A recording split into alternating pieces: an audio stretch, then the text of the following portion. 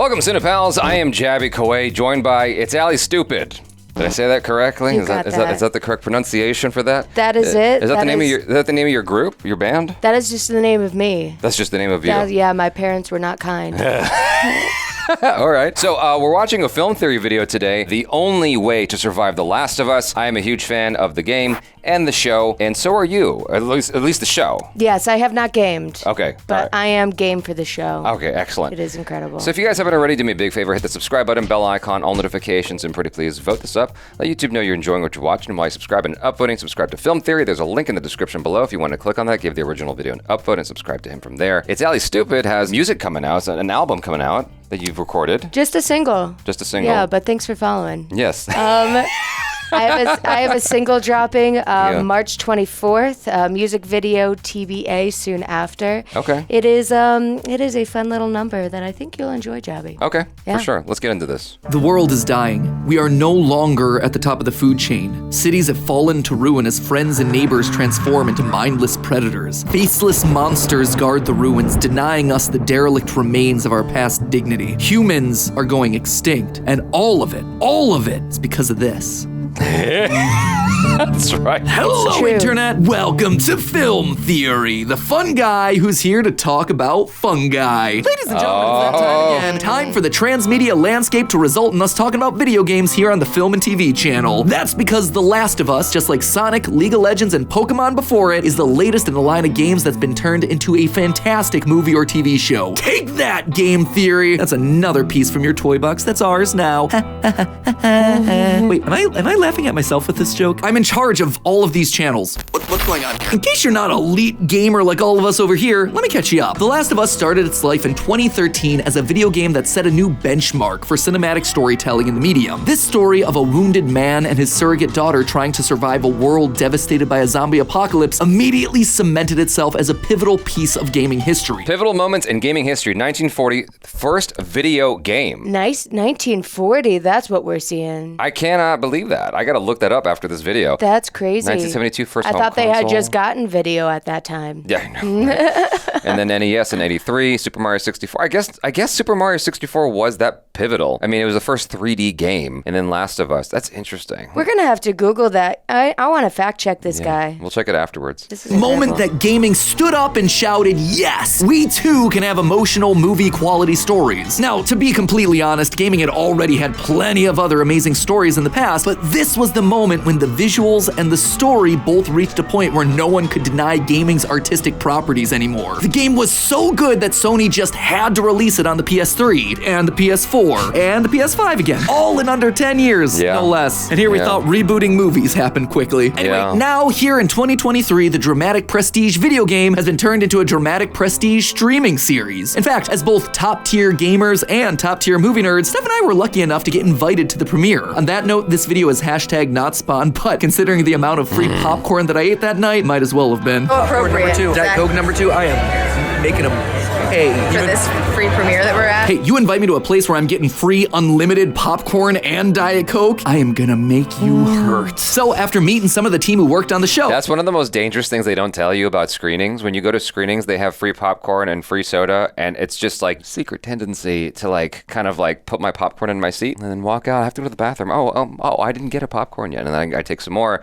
and afterwards I regret it. It's just an awful feeling when you're halfway through the film and you're like, that was just too much popcorn, man. You just spilled your secrets here. And of all things to be afraid of in the movie theaters, that's the biggest thing you got to watch out for. Yeah. A lot has happened in movie theaters. Don't be gluttonous is the moral of the story. Just do not be gluttonous. It's true. Listen, Oh, learn who from also him. happen to be fans of food theory. That was a fun little twist. And then stealthing our way down the red carpet. Stephanie walking the black carpet, the private black carpet that we stealthily avoided. They're like, are you sure you don't want to walk the red carpet? Like, no thanks. Which side? Oh, Jesus, I literally break down the barrier. It was time for the show. The first of the episodes, The Last of Us. Honest review, it's great. I get nervous whenever anyone tries to adapt such a perfectly told story, but I gotta admit, they nailed it. Sure, they made some changes to the source material, which we're gonna talk about here in a second, but it never detracted from the core story. So, with yet another series showing that the video game bad movie curse is not a real thing anymore, we finished by dancing the night away. You've heard of the fungi attack, but now comes the fun guy. To be fair, we didn't party as hard as some. Now, as you might have guessed at this point, the zombies in The Last of Us function a bit differently from your usual apocalyptic scenario. In most media, you're dealing with a blood-borne virus that's spread through bites, but not so much here. What makes The Last of Us so interesting is that it's all a fungus. In fact, the show spends its entire opening scene laying out why a fungal pandemic would be terrifying, using real science to lay out exactly what would happen. There's a fungus that infects insects, gets inside an ant, for example. Fungus starts to direct the ant's behavior, telling it where to go, what to do. So it begins to devour its host from within, replacing There's the legit ant's videos on flesh YouTube that with kind of its own. break The this fungus down. the scientist is talking about is a real thing called cordyceps, which Yeah. we've actually talked about multiple times over on the Sister I Location Googled it Game immediately Theory. It is afterwards, terrifying and, stuff, yeah, but the videos something are that we shouldn't have to crazy. worry about, right? I mean, the show claims that fungal infections of this type Cannot survive if its host's internal temperature is over 94 degrees. But then they ask, what if that changes? What if, for instance, the world were to get slightly warmer? Man, HBO sure loves using zombie invasions as a metaphor for climate change, huh? Winter is coming. If only Westeros had reduced its greenhouse gas emissions. What's crazy, though, is how quickly things fall apart in the world of The Last of Us. Seriously, it basically felt like over the course of just a day or two, everyone everywhere all at once suddenly had their brains hijacked by a fungus like it was a 5-star Grand Theft Auto rampage. Suddenly, zombie runners are in houses, in the streets, planes crashing out of the sky. What happened? And it's here that we actually get to one of the big differences between the game and the new series, as well as our main theory for today. How did the fungus spread so quickly in the new HBO series The Last of Us? You see, in the game, part of the reason the cordyceps were able to take control so quickly was through the use of spores. Like traditional zombies, the infected in The Last of Us game are able to spread infection to new people through bites, and this is true for the new series. There's this really great, horrifying shot where fungal tendrils are worming out of a woman's mouth to infect someone else. It is so gross. It was this moment that I'm like, yes, this series gets it. But in addition to munching on the living, the video game version of the cordyceps were able to infect new people through airborne spores produced in the bodies of the infected. And this creates a huge threat for all the survivors. There are big chunks of the game where our protagonist Joel has to wear a gas mask to survive. He even keeps one on him at all times just in case. So yeah, that's the way that you get this sort of rapid zombie spread, if the show had airborne spores, but it doesn't. One of the show's creators, Craig Mazin, previously worked on the series Chernobyl for HBO, which had a ton of scenes with actors in hazmat suits and gas masks. Mazin found that it was more difficult to create drama when an actor's face was covered by a bunch of safety equipment, hence Joel's gas mask and the fungal spores having to go. Nope, no you're not, Stephanie. These babies are no longer airborne. Your dance is non-canonical. But if it's not spores, then what is... So that's an interesting choice, given the fact that they're not actually around that stuff all that often in the show. I mean, there has been debate about the lack of infected being present. They could do with more infected people running around trying to eat people and whatever. They have removed large chunks of that from the show that was in the game. Given that so much of that is gone, it's weird to me that became a point of Craig Mazin feeling like he had to not have the thing with the masks. It's like, I don't know. He did it in Chernobyl, and it was pretty scary there. I feel like you could still maintain the drama. So that's a strange argument to me, but whatever. Well, I feel like, it just ties into what they're trying to do with the series. I feel like they're really focusing on the drama. They are, yeah. So, even in those moments where we are around infected, I think they still probably wanted the opportunity to focus on the actors and what they're doing without being inhibited by the gas mask. Yeah, it only comes up when you're in a closed off area in the game, not so much when you're just out and about next to an infected. Yeah. It's just like in contained spaces and you see spores out and about. In those moments when we're with infected, I appreciate getting to see the fear on the actors' faces and That's true. Them looking at each other because they have to be silent. So I appreciate what they did.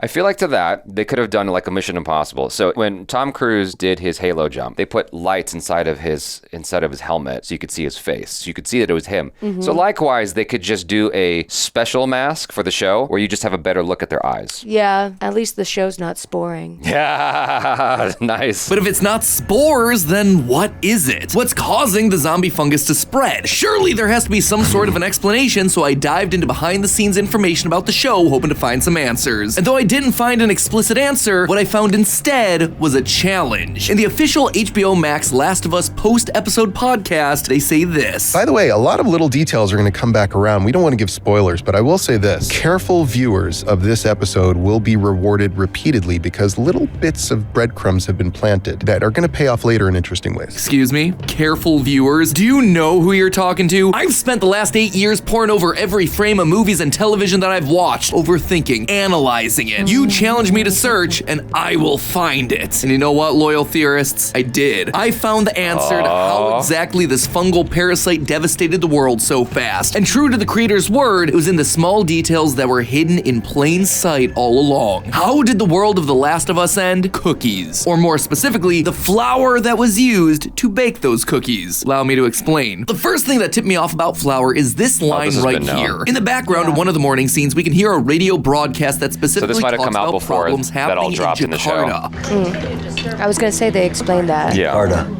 Where is that, Middle East? It's in Indonesia, Joel. Learn some geography. Anyway, the call out of Jakarta immediately struck me as odd. Why there of all places? It seemed oddly specific. Well, in addition to beautiful beaches and tropical architecture, Jakarta also happens to be home to the largest flour mill in the world. This behemoth, run by PT Bogasari Flour Mills, has 15 milling lines. In fact, it's able to produce more than 4 million tons of flour each year. Wow. This fungal infection spreads I don't remember them flour mentioning that in the show at all. There's going to be disturbances starting in Jakarta. Hey guys, this is Future MatPat here. So this theory was written immediately after I saw the first episode, but episode 2 actually a little bit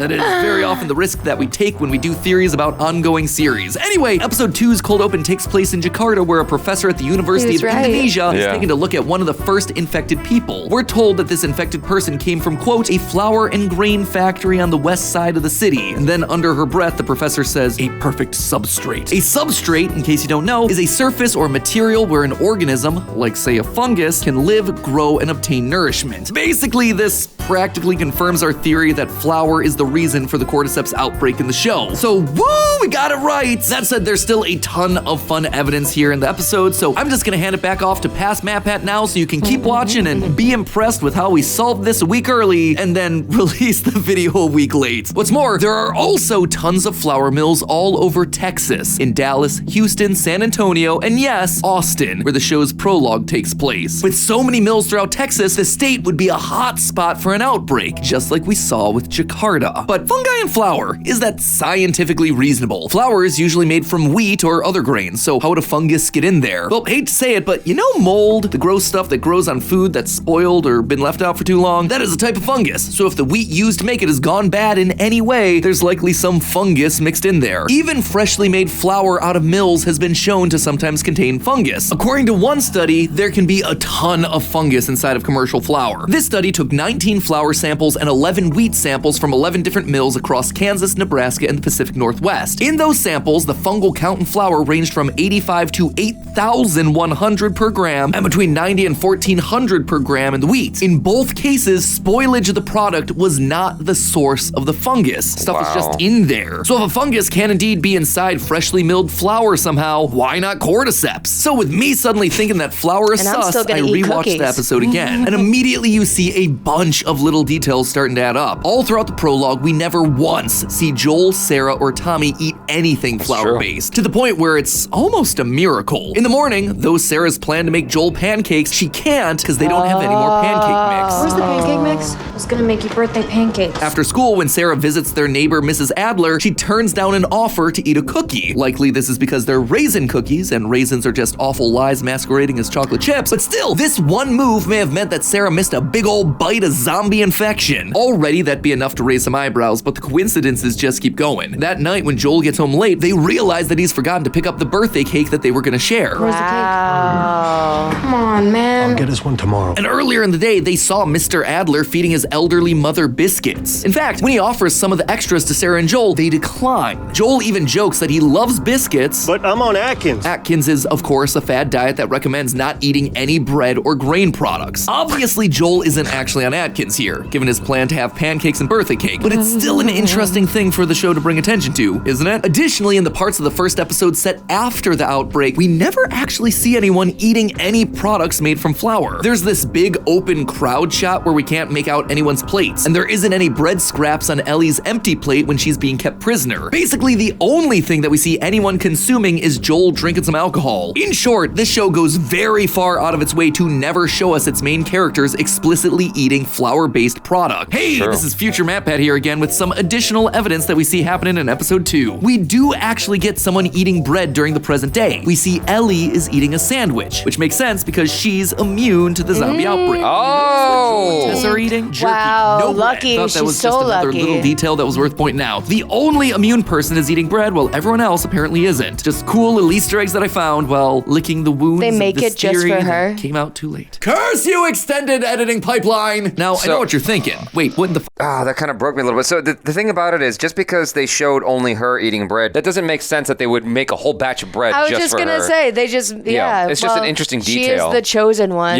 so bake that bitch bread.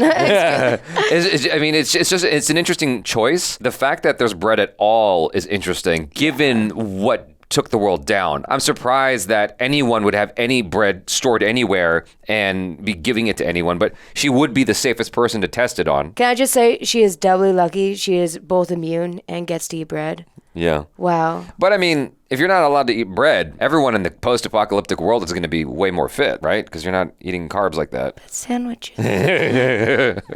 Fungus just die off while being baked, and that's a really great thing to call out. Yes, according to the United States Department of Agriculture, most yeast and mold fungi are super sensitive to heat. Normally, they can be destroyed at temperatures of 140 to 160 degrees Fahrenheit, or 60 So why to would the 71 cookies be a degrees problem? Celsius. And most ovens, when they're baking cookies, are set somewhere between 325 and 350 Fahrenheit, or 163 to 177 C, well above those fungi-killing temperatures. Even the most Hold on. We're dealing with, a fictional universe. So Cordyceps matters.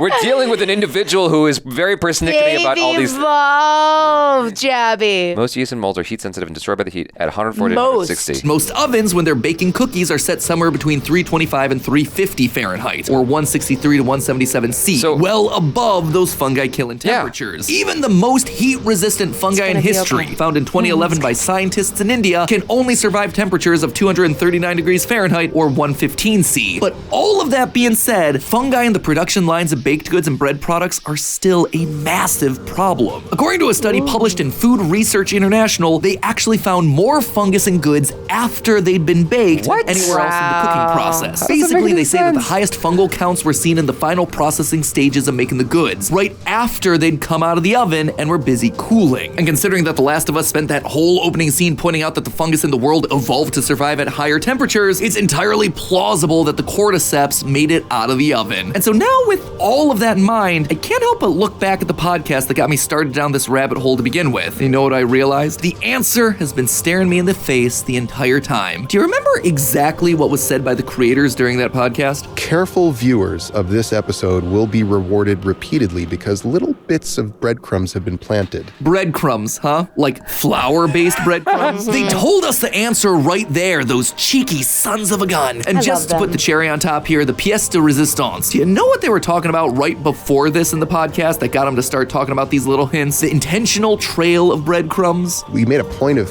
making this sort of joke about how she couldn't even eat biscuits. By the way, a lot of little details are going to come back around. We don't want to give spoilers. They were discussing the elderly neighbor, the first infected person we see, and how she was being fed biscuits. The evidence has mounted here, folks. The society of The Last of Us TV show fell apart because the cordyceps fungus evolved to be more heat-resistant, to be able to take root in humans, and then its particles were spread worldwide through flour. So Joel, yes, you had plenty of reasons to say, I don't really like pancakes. Your Atkins diet might be saving more than just your waistline. But hey, if you want to learn more about the evil fungus science behind this amazing story, check out our game theory talking about how Ellie isn't actually immune to the cordyceps infection. Or if you want more of a strategy guide on how to survive a post-apocalyptic wasteland, check out our video explaining why musicians would have the best chance of surviving a quiet place. That sounds fun. Well, what'd you think of your first film theory video? Really cool. I mean, a lot of fun with you. But yeah, I mean, I love following this stuff. I mean, and I love hearing what the creators have put in.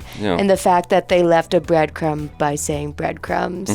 Like, I really Double appreciate entendre. That. A lot of fun. I really enjoyed it. He's very entertaining. A lot of eye movements. A lot of little eye graphics. I enjoyed this thoroughly, even though a lot of this is largely covered in the show already. I mean, Joel literally has this whole monologue of explaining the theory of what happened. It's annoying. I can only imagine how frustrating that is, that because I've seen him have to say that a couple of times in his videos, like, all right, look, we wrote this and we started production on this video, and then this episode dropped that covered a lot of what we're talking about here, but we're going to show you what we did anyway. That has to be so frustrating because you're working as fast as possible to get a YouTube video out, and then something happens that kind of blows your, But good for him, he was right, you know? Yeah. I'm sure he's doing okay. Yeah.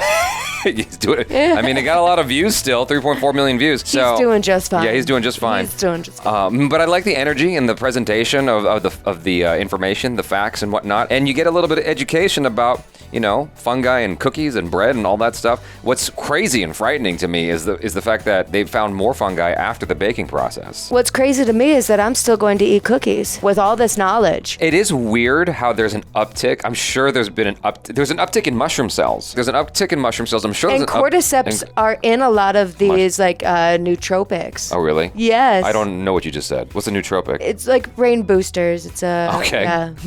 How ironic. And then I'm sure bread has had an uptick in sales, and The Last of Us itself has probably had an uptick in sales. I bought the PS5 game. You guys probably seen some of the Let's Plays that we've done on the channel. Why do you think bread has had an uptick in sales? I would feel like this information would only hurt it. No, people are weird. When the pandemic hit, everyone wanted to watch that pandemic movie, the one with Matt Damon, the movie Contagion. Oh, okay. Yeah, everybody wanted to watch it, including myself. I'm not everybody. I still haven't watched it. Oh, I'll check it out now. It's a cool movie. Yeah. I mean, but it's weird how in the throes of a pandemic, that's the movie that everybody wants to watch. If you haven't played a game yet, this would be the game to play. I think that the game, in a number of ways, is actually better than the show. There are some ways in which the show has elevated the game profoundly. Like, it's elevated the game in a number of areas where I'm like, oh, I didn't expect that to happen. But there are some things the game just gets much better.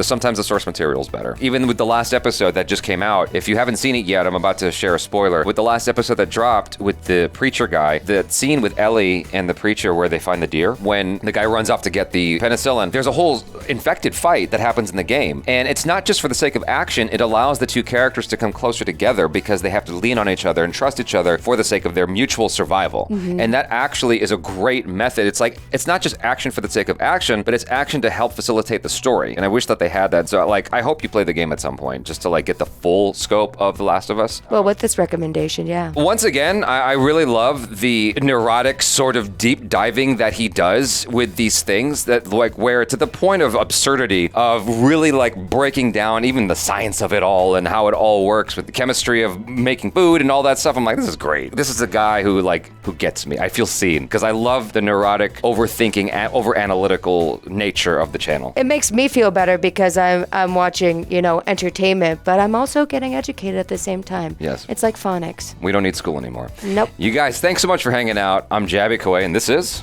It's Ali Stupid. Peace out.